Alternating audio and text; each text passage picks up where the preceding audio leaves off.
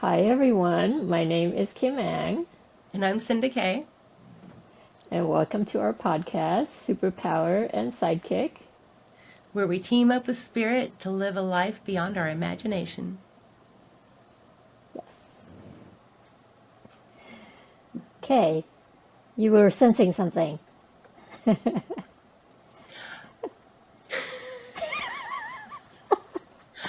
I'm sensing like we're on this weird little precipice and everything's fixing to change. That we've been doing a whole ton of work the last 6, 7 years, and even more than what we realize. And we really are fixing to like turn a corner, and amazing things are going to happen. And why I feel this, I don't know.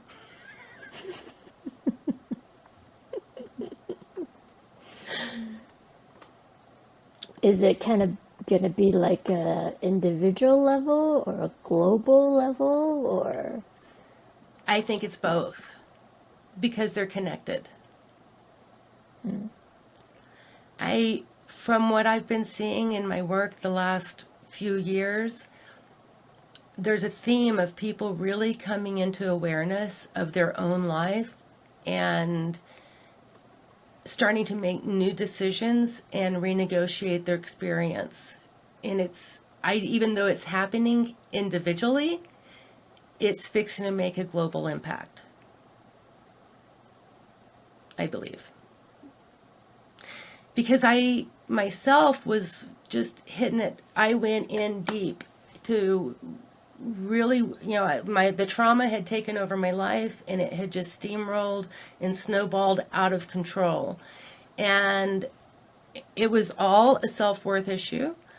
And when I first started getting that self-worth back and valuing myself and allowing myself to just be human for a change and not work on perfectionism. Whenever I dropped the perfectionism, all kinds of things started happening for me that was in such a positive affirmation that I was on the right track.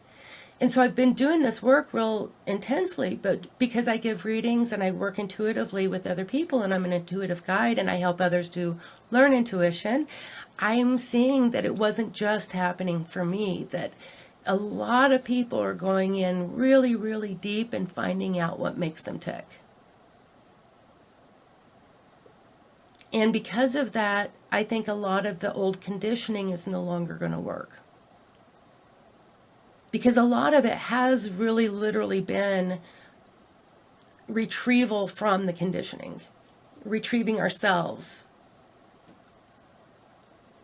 Patriarchy has done some really, really deep things, not just to the women, but just as much to the men.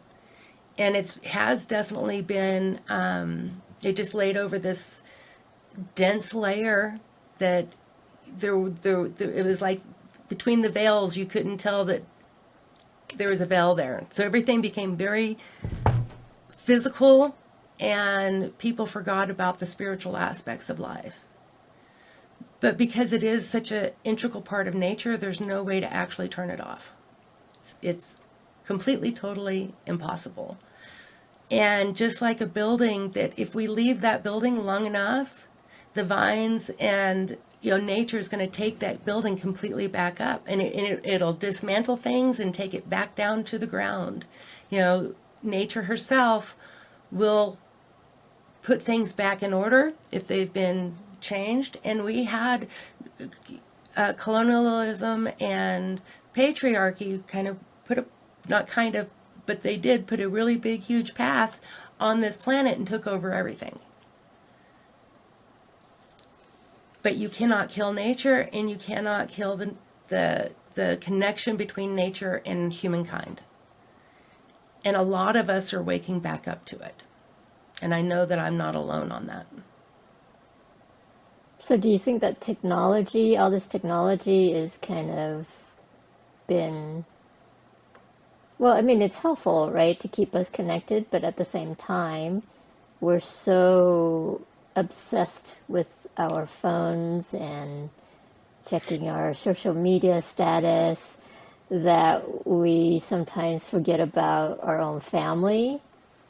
in some ways. I think it can be out of balance like anything in our lives if we use it out of balance. I think it can also be a really tool to I do think that the powers that be use all forms of media for conditioning, but I also think that a lot of human beings are taking their power back with social media and really calling out a lot of that conditioning also. So you see both going on simultaneously.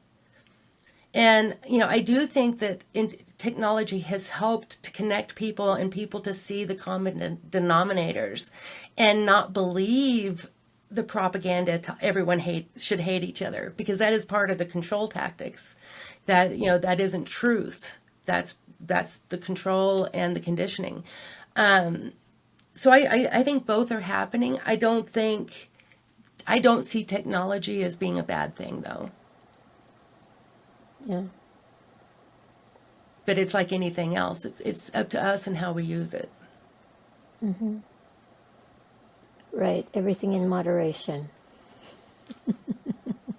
And I'm guilty about doom scrolling like nobody's business, because whenever I got sick and had to retreat from the world, I lost all social contact completely, pretty much, except for who lives in my own house. And I'm an extrovert. That didn't really work well. Well, my daughter has pointed out I'm actually an ambivert, that I'm half leave me alone. I'm going to hide under my turtle shell, and half of me is totally out here and very boisterous. So that's an ambivert. So I'm glad she clarified that for me. But I do have that extrovertism, and I was a hairdresser for many years. I like social, and I worked in little theater, and then I worked at a big theater, and it's a lot of people, and it's a lot of excitement. I traveled all over the planet. I love, love, love, love meeting new people. And I have used social media to kind of help supplement, because I don't have the social life that I used to have anymore. And I do think that it's a great tool for people with any kind of handicap, or I don't want to say the word disability. We're just differently abled, but it does give us a window back into the world that some people might wouldn't have without it. But I also think, a lot of people who don't have self-confidence in these kind of things have actually gone and taken that out on humanity on social media too. Because all of a sudden they feel very bold behind their keyboard. And, so it's also it's given a window to that hate. But at the same time, that's just it. It's giving a window, and it's just, it can only reflect and show what we're putting into it. I saw something about AI today that I loved. That rather than calling it artificial intelligence, calling it plagiaristic software, because it does not know how to create. It can only take everything else that's been created and rearrange it, but it itself is not a creator. And I loved how they put it that way, and it kind of keeps it from being quite so. I think they want us. There's a lot of fear-based stuff in the world. We don't really need to worry and fall down that hole. And I'm not saying that artificial intelligence cannot be dangerous. I have not dealt that. I have not dived that deeply into it, so I don't really have an opinion. Other than I do think there's more fear-based than what there needs to be. I myself, it doesn't appeal to me, because I can tell right away that it's soulless and there's no soul behind it. So it's real easy for me to notice, oh, that's AI, because you can actually feel it frequency-wise. And that's why I don't think it can, because it can only reflect us. So it's really just what we're putting out in the world. I think it's a tool, Yeah. and it can be either or.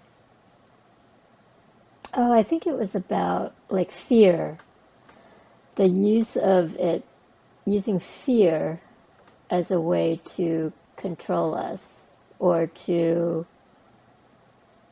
I don't even know how to say it, like really tugs at the heartstrings, right? Because immediately you're in that fight or flight mode. And And you then, yeah, and then you just react. So and like you're you were saying, like how there's this idea that we hate each other more than we like each other. It's all fear-based. it's all fear-based. And it's all somebody told somebody to be fearful of that person. It yeah, and I'm not saying that sometimes it's not experience. I'm sure it is. But most of it is conditioning, and I really do think that almost all of the I lost the word. Racism? Racism. Thank you. I just wanted the word racism. That's simple. I think racism, 90% of it is injected into society to keep us from working together. Oh, sure. Definitely. You know, that I don't believe that we are naturally hate someone the way that it happens.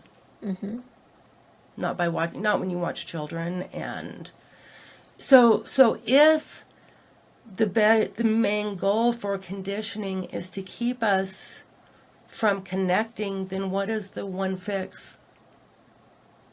Connecting.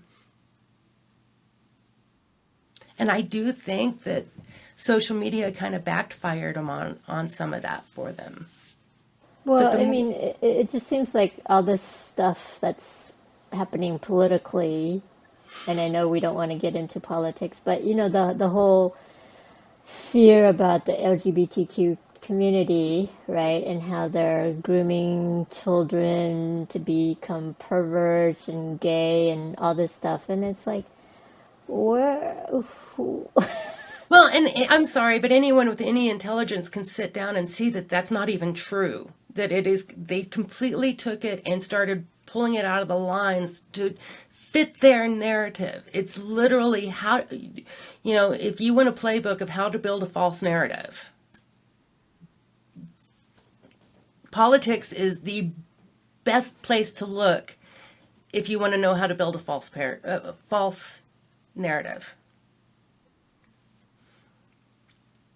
And I do think all sides do it. That's one reason I stay away from politics. You know, speaking about it, because I don't think there's any truth left in it to even find it and pick it out myself. yeah, and I mean, just on a human level, though, it's like all they're doing is using fear. But it's like, okay, you know, the whole bathroom situation. It's like, okay, who cares who uses it? When I go to the public bathroom, I don't even look at the person next to me. I just go in, do my business, wash my hands, and go. I know. Like, And I've been in foreign countries where they don't have walls and they don't, you know, and you just yeah, do your business and you leave, and it's not a big deal because we all do right, it. We all yeah, have to pee. I don't care what gender you are or believe yourself to be, we all have to pee. And, you know, we all need a hygienic place to do that. And I don't think there's, yeah. It's just ludicrous, really. it's ludicrous. And why do people need to control other people anyway? It makes no sense to me personally, but I have a hard enough time living my own life. I don't want to control somebody else's life. Right. Yeah, and the irony of that is, you know, how people talk about freedom, and yet they're trying to control other people's freedoms by doing that. So, And that's what propaganda is. That's what false narratives do. And they are you know, but I've seen it in religion. Religion uses a lot of fear-based teaching for myself. If you're a sinner, you're bad, and the only way to fix you is to go through me. And I think that's fear-based, and it takes people's power away. And I and that's just it though. What I think we're working on is bringing it back to a spirit-led life rather than a fear-based life. That we've got tired of receiving this fear nonstop. And some of us have stopped it and put an end to, first off, I'm not going to ingest your fear and making our own choice in that. And then the more that we have dived into our own spirit, we realize that there's nothing to be afraid of anyway. So it's really hard for them to use fear-based tactics on people that have found their self-value and self-worth again. Really, they can only use that on people that don't have confidence in themselves, in their own being. And there are so much brainwashing in the planet, being it from politics, religion, families, that want their children to do exactly what they want them to do or whatever, that it's all about using what we don't know about ourselves against us. So the fix is to really go inside and know yourself. And the more that you know yourself, other people can't manipulate you. Or it makes it much more difficult. I'm a loving, kind person, and I try to see the best in everybody. And because of that, I do get manipulated, because I don't want to think out the bat that this person's a horrible person and just try to think that way. So, but I would still rather be proven wrong than just immediately be skeptical and not like somebody. But, how much does it happen? My mother doesn't like a lot of people, and she will talk a lot of crap about people. And I really had to learn at a young age that I wanted to make my own decisions about each person, because when I met them, I didn't experience them the same way that I'd heard her speak about it. So it really made me want to go in and know people for them and not what somebody else has told me about that person. But I think a lot of people had parents like that, and it's actually sent us on a journey to get to know ourselves better, so that way we don't judge not just ourselves but others either. Yeah, and I think that when you're listening to people talk and the gossip, you can feel the vibration. It's like it's a weird, like, I don't want to listen to that stuff, because it's so negative and it's so, I don't know, just not in the right frequency for me where I can absorb it, where it's enlightening or helpful to me. It's just like, ew, icky And feeling. that's just it. We understand that now. I think a lot of empaths, the reason why we thought it was a curse before is because we just didn't have the vocabulary. But now we have the vocabulary of, ooh, the frequency of that just doesn't feel clear. And this isn't really something that I want to participate in. I'm able to verbalize that now. Used to, I would just get kerfunkled. Garfunkel. It just, something didn't feel right, but I couldn't put my finger on it because it was so normal in society that I thought maybe there was something wrong with me. And I had been very trained that whatever it was wrong with me. So I internalized a whole lot of that. So the best form of defense for conditioning is to actually go inside and really know ourselves. And by doing that, we're raising our vibration, right, to be more on that level of our soul, our higher self, right? I think that's just it. The more and more we do it, we realize we are not just contained in the physical body, that we are multidimensional beings. And the more that we realize that we are truly multidimensional beings, the more that they cannot tell us that we're only physical beings. Because sometimes that fear only works in the physical world and not in that multidimensional world. Yeah, and I remember you saying something before about, like, maybe in the previous podcast, about how, like, fear is on a different vibration, whereas if something is not fear-based, then it's of a higher frequency. And that's kind of how you can discern whether what you're listening to is more of a higher frequency versus a lower frequency, right? Twice now, something's come in, and I'm going to see if I can't pull it through, because it might, I don't know. The use of fear base, and you said it earlier, that it activates the fight or flight. and it puts us in a very specific frequency really fast. Not only does it do that, it takes us out of the big hemispheres of our brain and puts us right into that reptilian brain at the base of our, right there on our, so at that point they are only talking to that part of our brain. Right. The amygdala. And that's one reason why that the fear-based conditioning works so well, because the second we go into the fight or flight, it's hard to even access the other parts of our brain. Exactly. The more understanding, the more knowledgeable, the more common sense part of our brain. And right now, if you look out into the world, it's all extreme fear.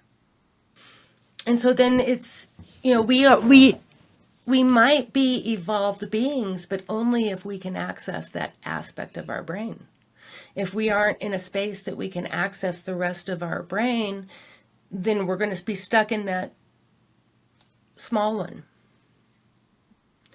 And, they used to talk about how we only use 90 or 5% of our brain. I thought, I could have sworn when I first heard it back in the 70s, it was like 3%. But then years later, it was always 5%.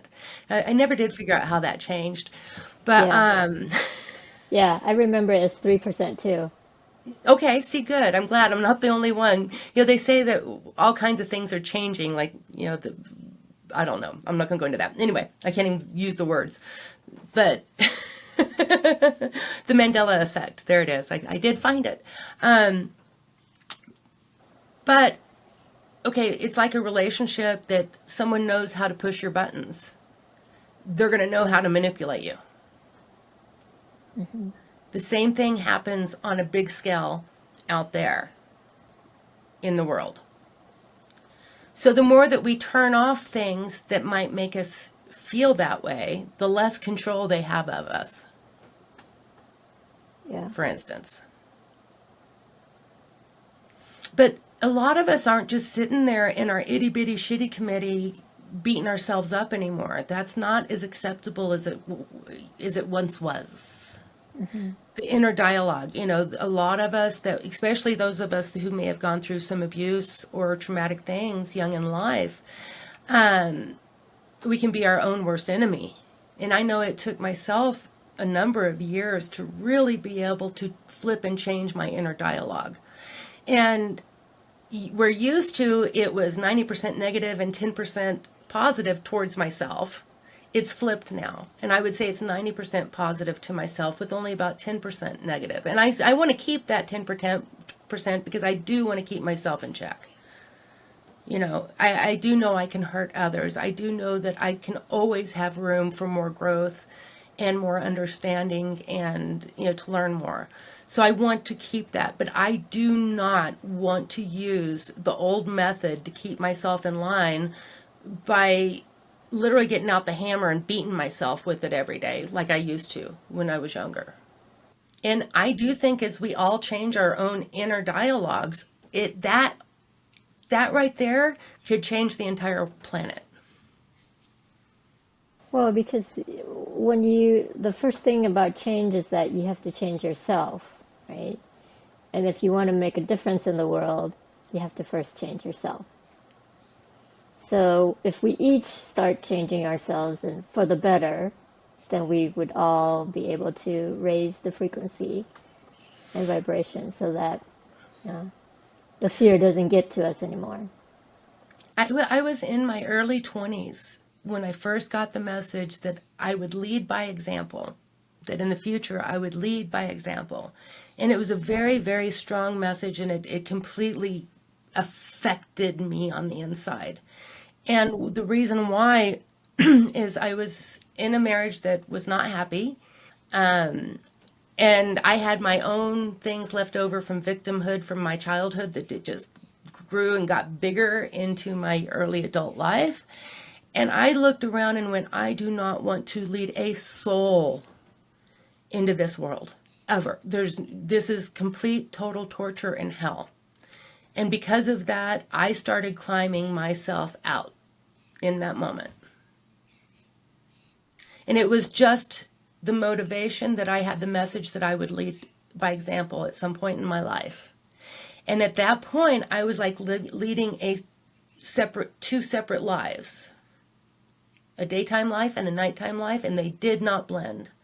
And I was hiding everything I had to hide. I was not, I was in a state of shame, and talk about fear-based. I was constantly in major anxiety, and I was living a life that I did not want to live, and I didn't know how to get out of it. And that message started going, okay, well, then how do you want to live? What would you want to guide somebody into? If someone was following you, where do you want to go? Yeah, but maybe not everyone has the luxury of that you do with your connection to spirit. Some people can be down on their luck and they won't know how to get out of it. But it's kind of like you have to hit rock bottom in order for you to figure your way back up, right? I think for a lot of us, it is that way. And again, I think it's to do with conditioning, though, and that conditioning is to keep us from literally listening to that voice, the inside voice.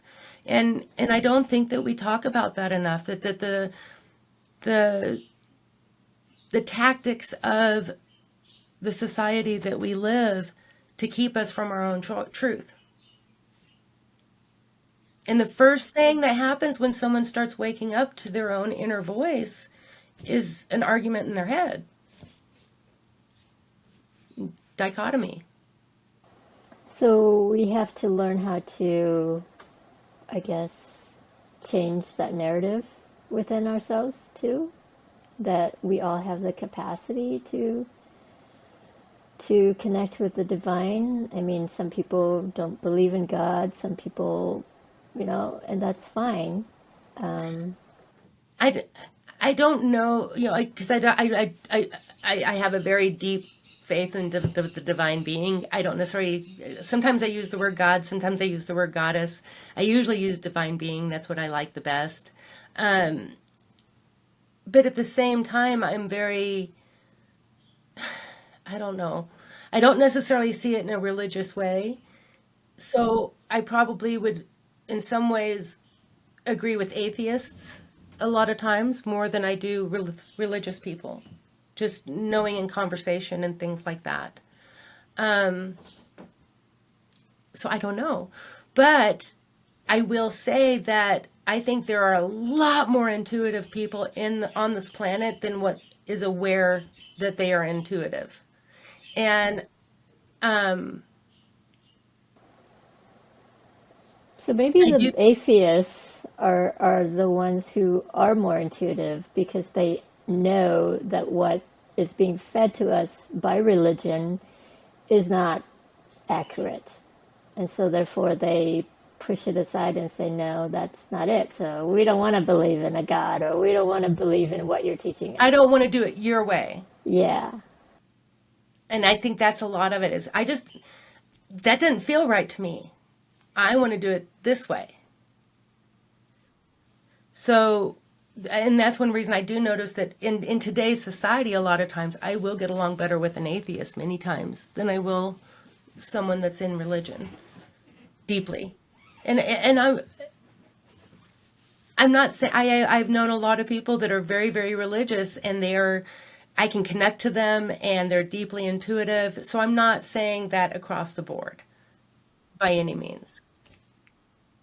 And I know some people that are in religion that actually the religion taught them about their intuition and that higher power coming to them and teaching them and talking to them. So I don't think it's all religion that keeps from that either. We're only just really talking about fear-based. Yeah, and I think that once we get rid of that fear, that's where the discernment comes in, where we connect with the divine so that we can know the difference between truth and what's not truth. But again, just on a physical aspect, if we're not stuck in fight or flight and all of our adrenaline constantly pumping through us, then we can actually access the parts of our brain that are more involved for nature and I really think that the reason why we are evolved beings in nature is just more that we can recognize our multidimensionality, but not when we're stuck in that fear-based fight or flight amygdala. Because of coming through severe trauma, I had to completely like rewire my whole brain. And I've tried countless number of things. I threw away a whole Gupta. I don't remember how much we paid for that thing. It didn't get me. But it was funny that something else that basically uses the same ideas totally did. And it's called Yoga Nidra.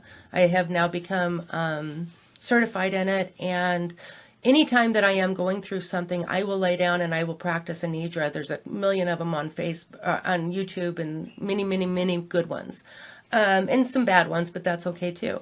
It might be perfect for somebody else. But it really helped me to go in, and the things that were trapped in my amygdala started releasing, because it was Mike, my husband, said that, oh, Cindy, you got a whole new spiritual gift since you started Nidra. And it was actually, I realized it wasn't. It just had opened the gateways, and it started letting, and I would see these montages of my life. But when it did, it would put it in a whole new storyline. And I was able to retrieve a lot of my own stories from other people's false narratives that had been over me during those years. So when it came back out of my amygdala, it actually came out in a way that I understood it, where I didn't understand it going through it. And I do think that if we've gone through a lot of stuff, or even if we haven't, but if we have stuff that has been suppressed and repressed, which is fear-based teaching, forces us into shame, blame, and hiding, and these kinds of things, that it's literally just pushing it into that amygdala.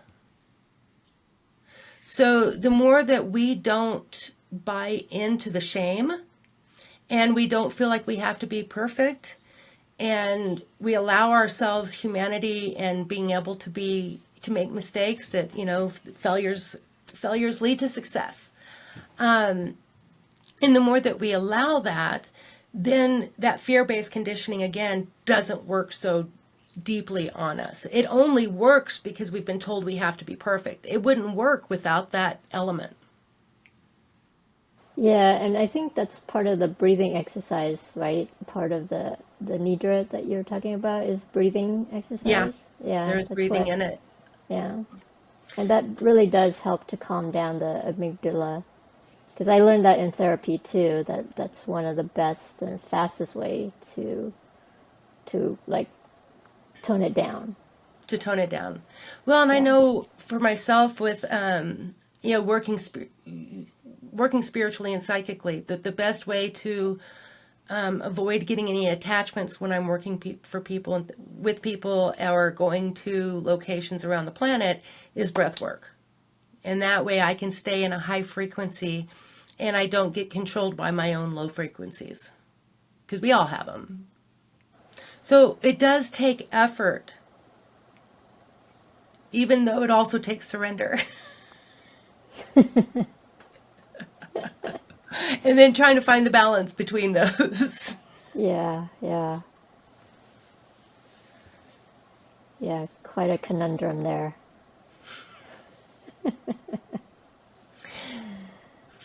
For myself, it was just noticing, hey, this doesn't feel right, and then speaking up for myself. I think that has had the biggest impact on changing my experience and the way that I create my life, is just by noticing how I feel in any given moment and allowing myself to fully feel whatever that is. I think I spent the first 30 years of my life trying to convince myself to feel differently than what I felt, and it didn't work. Well, it's kind of like when somebody is trying to guilt trip you into doing something, right? Because then they convince you that, well, you're not really feeling that. You should be feeling this. I know at one time that would have really, really worked in my life, and now it would probably be very difficult for somebody to pull on me. Yeah. Yeah. But that, again, that's part of conditioning. We have to just try to like peel away the layers of it so that we can undo that going forward. Including the days where we totally fall back in it. Right. And giving ourselves grace that, hey, I lived most of my life in that darkness. It's okay if I went back there for a day or an hour. It doesn't mean I'm going to stay there the rest of my life. Because now you can discern and have self awareness to be able to flip that more easily. I remember the first time I was trying to explain the concept to my mom because she had always been so depressed and not happy. And I was talking to her about it one day, and I finally had to just tell her, I said, at one time, I nourished that unhappiness in me. I fed it. I decided to not feed that part of me anymore.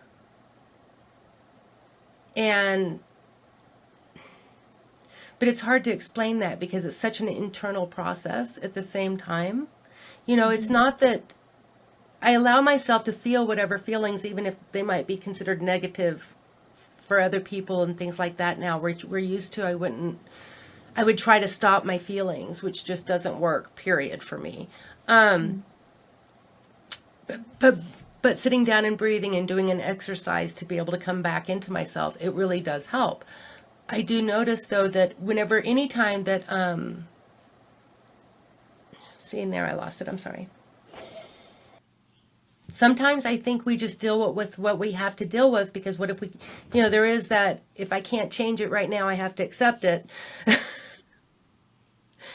But this week was rough because a lot of it, all those built up feelings that I had suppressed and repressed and whatever, all came to the forefront now that I'm finally getting out. I'm like, why am I feeling it now? Why didn't I feel it when it was happening?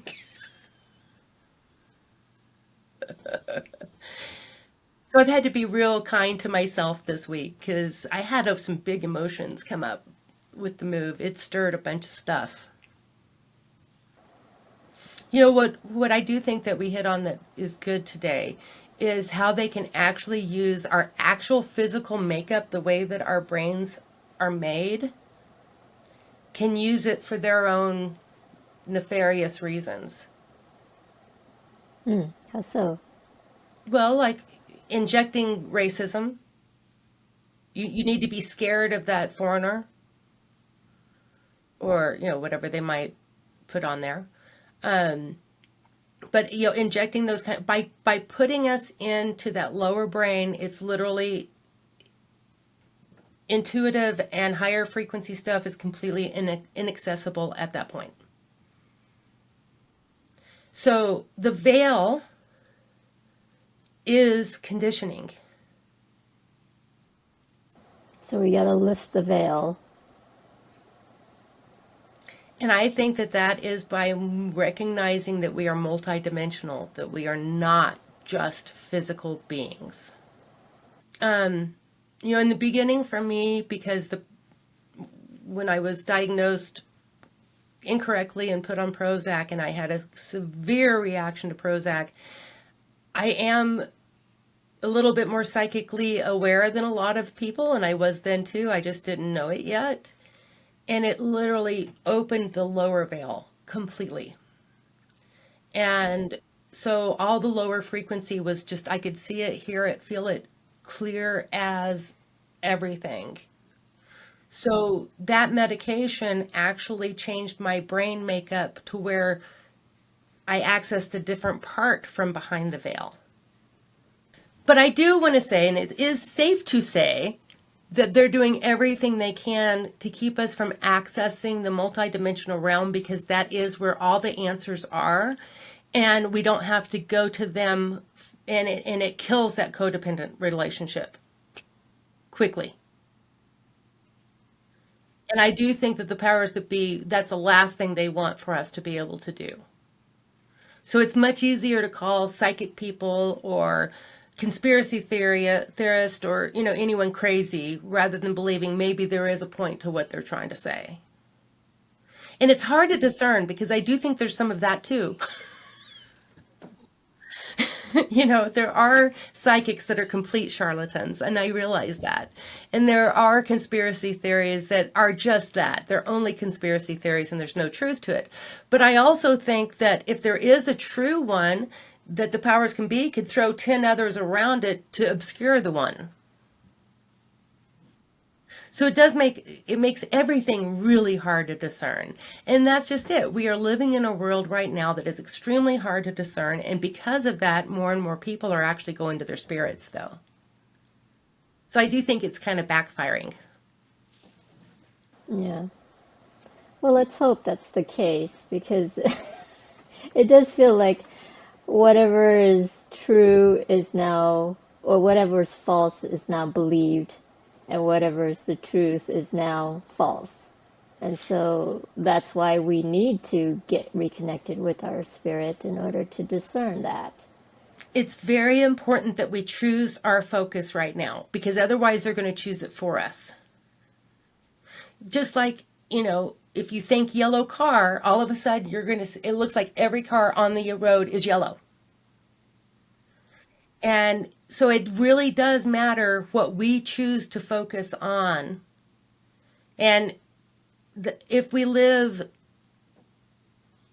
just according to the conditioning, then they're going to they're into all the levers and all the buttons, and we're not actually really making any decisions. Not really. I think I said this in one of our others too, that I read somewhere that there's some scientist that says that there is literally zero free will because there's so much conditioning on the planet. That even if you think you're in free will, it's probably still conditioning from something else. You know. So, so that would also mean though that it's flexible and we can play with it. Reality, right? Right. We can make it whatever we want it to be, I guess. Exactly, by changing our focus. And that is what a lot of us are doing in the spiritual community whenever we start talking about raising our frequency.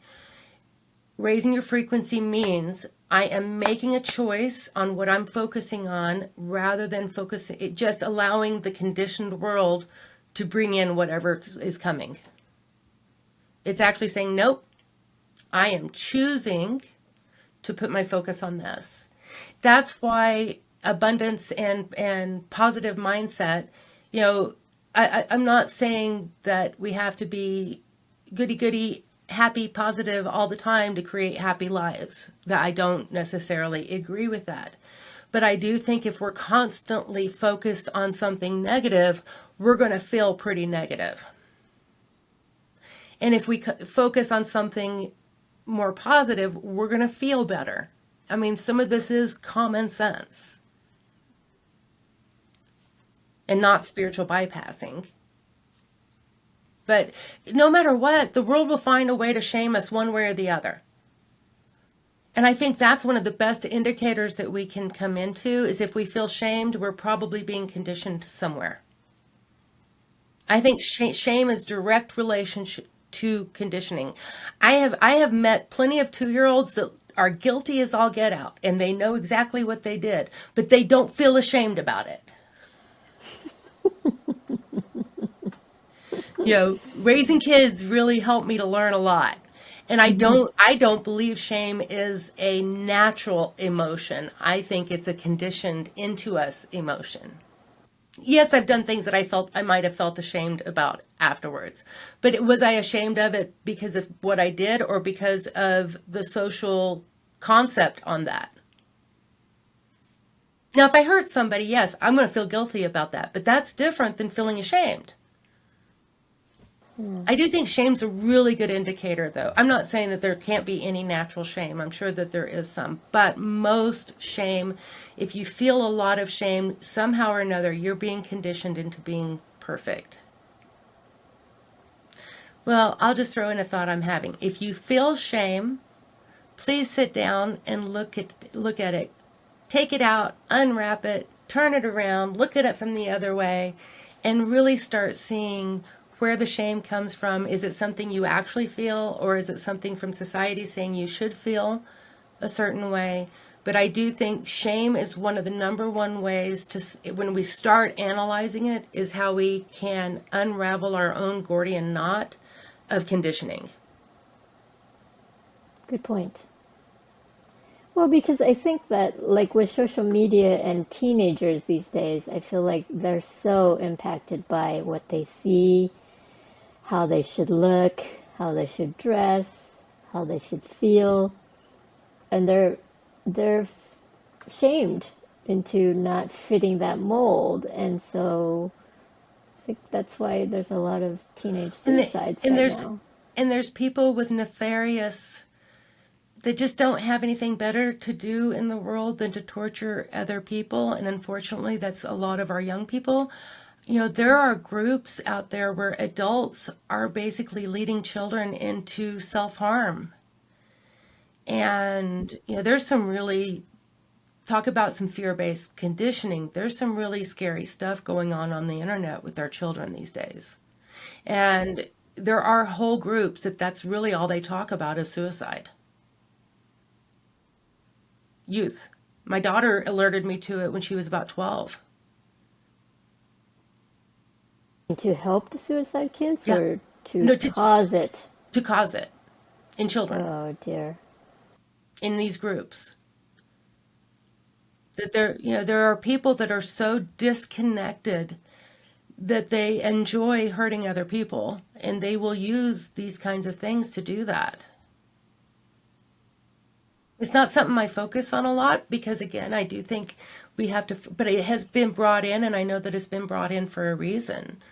I knew a child that was she was self-harming, and it all came from the internet. And that's just it.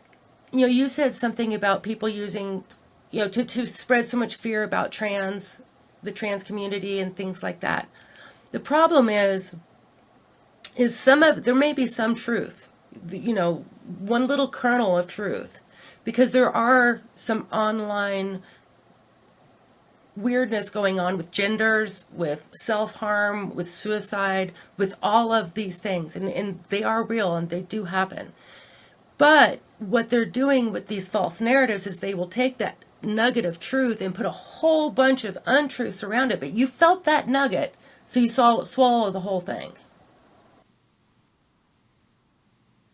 And that's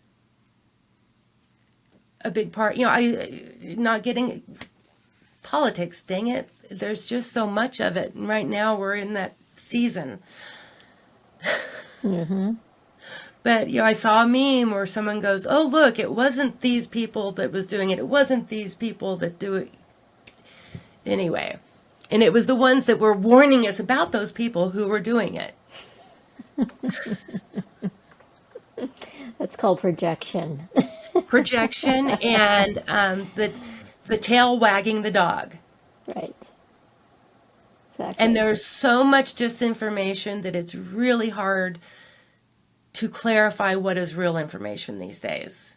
So again, that hermit, I think we all became hermits for a reason, because it forces us to look inside of ourselves. And a lot of the conditioning has forced us to do everything we can to focus outside of ourselves. I know for myself, when I was running from my own trauma, I would try to stay on the phone talking to friends every day because I did not want to have to hear my own thoughts. Luckily, no one allows you to do that anymore. None of us answer our phones, including myself. So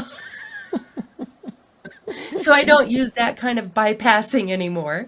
But I also became my own best friend where I don't have to run from myself anymore. Yeah, I think that's really important, is to be friends with yourself and to not be afraid of your own shadows, to not be ashamed of just being quiet and listening to yourself and, really see yourself rather than how others see you.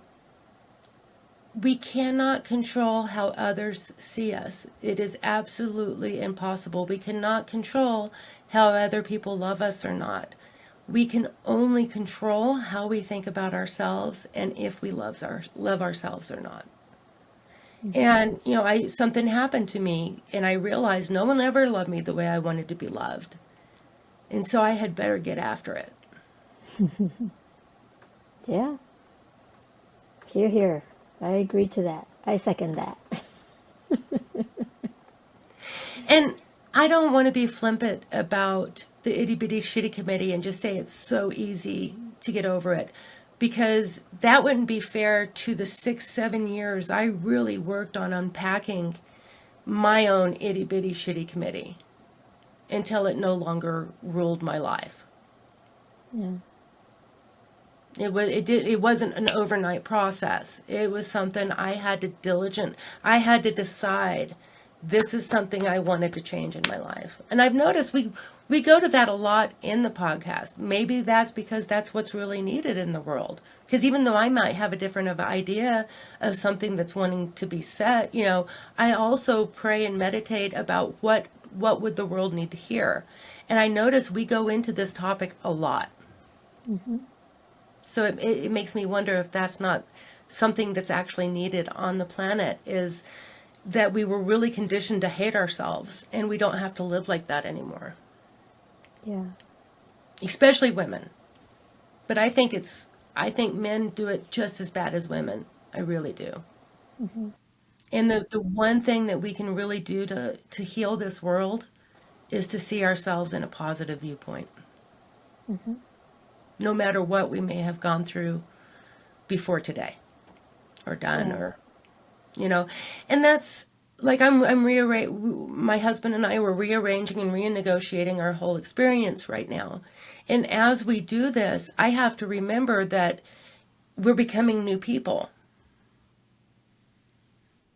and allow us to be those new people, because we can change. We don't have to stay the same way we were 5 years ago, 10 years ago, 20 years ago. And we almost have to re-know ourselves again sometimes. But I do think that our relationship with ourselves is number one importance before we're relating with anybody else. Yeah, because I find that people who are, confident in themselves and they're secure in themselves, they tend to be more happy. And the happier people don't go around bullying others, right? Or they're just, happy. It And is the people. they're not bullying themselves. Mm-hmm. I think there's a whole subset of people that we all bully ourselves.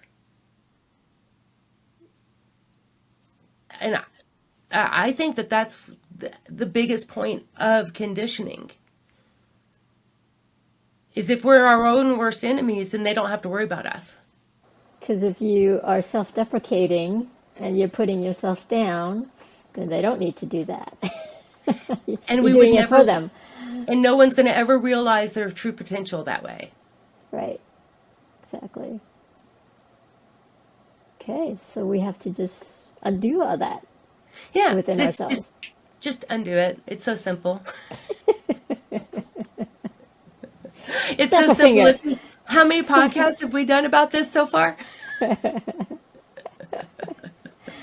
But, I do think if I look, what was I wanting to change when I first started seeking? I wanted to get out of my own misery. And I do not sit there and I do not sit there and beat myself up anymore. And I used to get the hammer out and hit myself from one end of the house to the other. It's almost weird to me now to think about the way that I used to think about myself. If that makes any sense. Yeah. So, but that reminds me that if I can change, then other people too can too.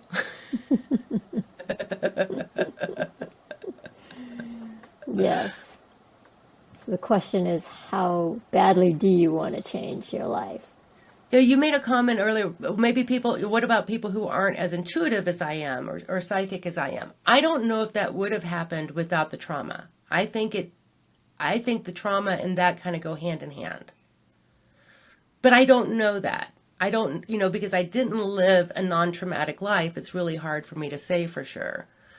But I know that I kept reaching for something, you know, I would call out for help at 3 o'clock in the morning and something came back to help me. And the more and more I got in tune to it, it actually helped me to avoid some things that could have happened or would have happened. So, I don't know why mine opened up. I don't know if I would have been without it or not. But I guess what I'm trying to say is I really do believe everybody's had it, but maybe they didn't have enough trauma to trigger it. Or, who knows what the actual makeup is to make that happen. But I do know that people who choose to recognize their own multidimensionality find more and more of that within themselves. And a lot of times it just starts with, is there more to this? I know for myself, that's exactly where it started. Yeah, that's a good question. That's a good starting point. Is there more to And this? I had a client recently who said, Cinda, I don't know. I just want to know, is there any more to life than this? And that kind of leads me to a nice conclusion here on what we're talking about. The one reason why the world is starting to wake up is we're seeing that none of that stuff is going to satisfy us and fill that hole. I like to think that nature put that black hole for us so that way we would return to her. That thing that no matter what we do in this physicality, in this capitalistic world, it doesn't fill that black hole. And she's pulling us all back to her through that black hole.